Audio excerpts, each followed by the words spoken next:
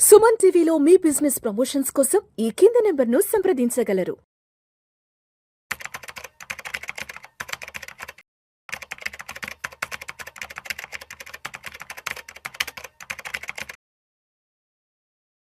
ప్రేక్షకులకి మీ రామచంద్రమూర్తి నమస్కారాలు.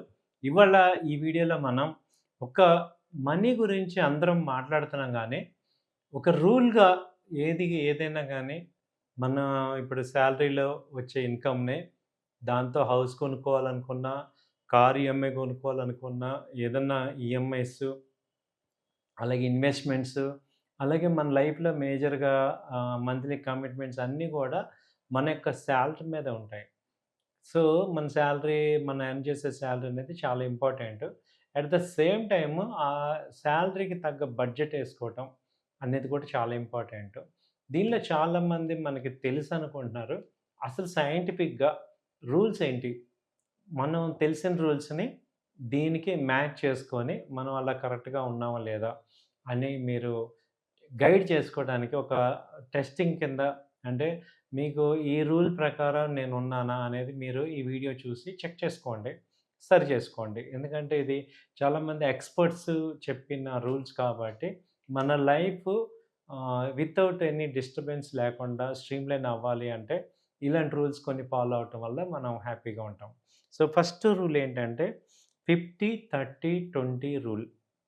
సో ఇప్పుడు ఇందులో ఏం చేస్తుందంటే 50% మన శాలరీలో నీడ్స్కి ఖర్చు పెట్టాలి. నీడ్స్ అంటే ఏంటి, లైక్ రెంట్ కానీ, ఫుడ్ కానీ, కరెంటు బిల్లు, ఎలక్ట్రికల్ బిల్లు, ఇవన్నీ కూడా 50% నీడ్స్. 30% వాంట్స్ అనమాట. వాంట్స్ అంటే ఏంటి, షాపింగ్ కానీ, ఫన్ కానీ, ఈటింగ్ అవుట్, వీటికి 30%.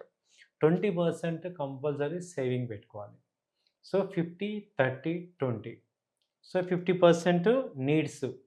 నీడ్స్ అంటే మనకి రెంట్ కానీ, ఫుడ్, మళ్ళీ ఒకసారి చెప్తున్నాను నీడ్స్. తర్వాత వాంట్స్. వాంట్స్ అంటే ఏంటి, అవసరం లేదు. నీడ్స్ అయితే కంపల్సరీ, ఇవి compulsory must and should. Next wants ఏంటంటే సాటర్డే అలా బయటికి వెళ్ళి రావాలి. తర్వాత అటు ఇవన్నీ కూడా మనకి వాంట్స్ అనమాట. సో తర్వాత నీడ్స్, వాంట్స్, ఆ తర్వాత చూసుకుంటే సేవింగ్స్ అయితే 20% మస్ట్. దాని తర్వాత చూసుకుంటే 20/4/10. ఒక కారు ఇవాళ ఏంటి, అందరికీ కూడా కార్ మ్యాండేటరీ. కార్ అయితే కంపల్సరీ కావాల్సిందే. ఒక 2+2 ఫ్యామిలీ అంటే కారు కావాలి. ఇప్పుడు కారు కూడా కొనటానికి ఒక రూల్ ఉంది. దానిలో ఏం చెప్తున్నాడు, 20% డౌన్ పేమెంట్ కట్టమంటాడు. సో అట్లీస్ట్ 20% డౌన్ పేమెంట్ ముందు సేవింగ్ చేసుకోమంటారు. తర్వాత 4 years లోపు ఉండేటట్టు చూసుకోవాలి. మన కార్ ఈఎంఐ లోన్ కూడా 4 years, 5 years మ్యాక్సిమం ఉండేటట్టు చూసుకోండి. ఆ తర్వాత ఏంటి, 10% monthly car cost under 10% income. అంటే మీ కార్ ఈఎంఐ మీ శాలరీకి అరౌండ్ 10%, 15% మ్యాక్సిమం ఉండేటట్టు చూసుకోవాలి. అంటే 20% down payment. Suppose 10 lakhs car అనుకోండి, 20% డౌన్ పేమెంట్ 2 lakhs.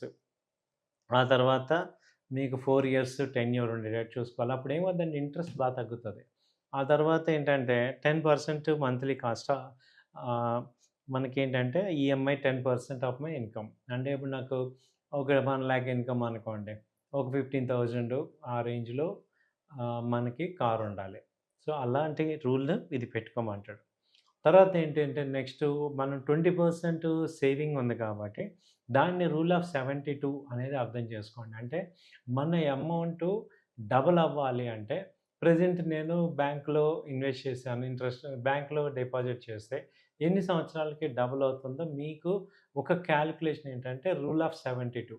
అంటే 72% చేసామనుకోండి మనకు అర్థమైపోద్ది ఎంత డబుల్ అవుతుంది.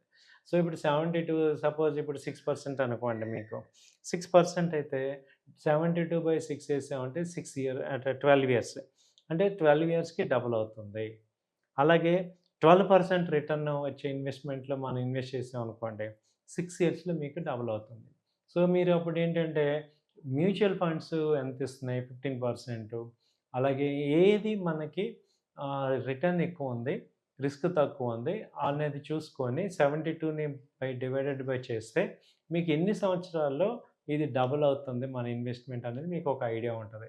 దానికి ఒక 1 ఇయర్ అటు ఇటుగా మనం రిజల్ట్ వస్తది కాబట్టి, మీరు ఆ రిటర్న్ ఆన్ ఇన్వెస్ట్‌మెంట్ పర్సెంటేజ్ ఎంత అనేది మీరు చెక్ చేసుకోవచ్చు. తర్వాత చూసుకుంటే, ఇప్పుడు మీరు హౌస్ గానీ, కొనటం గానీ, లేకపోతే హౌస్‌లో రెంట్ ఉండటం గానీ జరుగుతుంటే, మీ హౌస్ రెంటు మీ ఇన్‌కమ్‌కి 30% బిలోవే ఉండాలి.